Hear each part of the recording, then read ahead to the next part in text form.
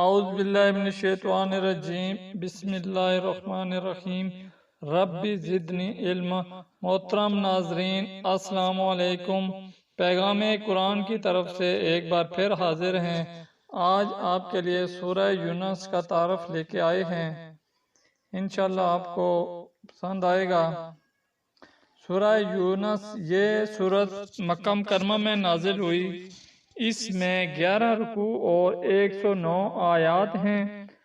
البتہ بعض مفسرین نے یہ خیال ظاہر کیا ہے کہ مدینہ منورہ میں نازل ہوئی ہے، لیکن اس کا کوئی یقینی ثبوت موجود نہیں۔ سورت کا نام حضرت یونس علیہ السلام کے نام پر رکھا گیا ہے، جن کا حوالہ آیت نمبر 98 میں آیا ہے۔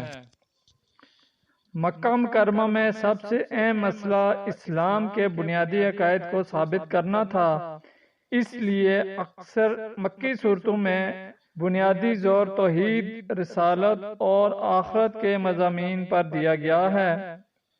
اس صورت کے بھی مرکزی موضوعات یہی ہیں۔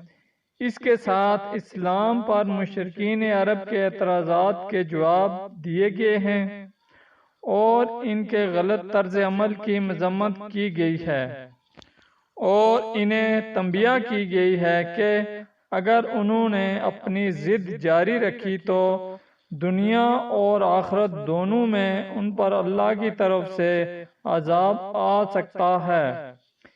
اسی سلسلہ میں پچھلے انبیاء کرام میں سے حضرت موسیٰ علیہ السلام کی مخالفت کے نتیجے میں فرعون کے غرق ہونے کا واقعہ تفصیل کے ساتھ، اور حضرت نوح علیہ السلام اور حضرت یونس علیہ السلام کے واقعات اختصار کے ساتھ بیان کیے گئے ہیں۔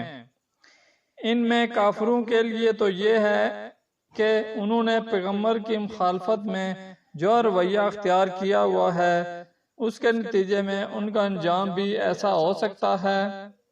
اس کے علاوہ اور حضرت صلی اللہ علیہ وآلہ وسلم اور مسلمانوں کے لیے یہ تسلی کا سامان بھی ہے کہ ان ساری مخالفتوں کے باوجود آخری انجام انشاءاللہ تعالی انہی کے حق میں ہوگا۔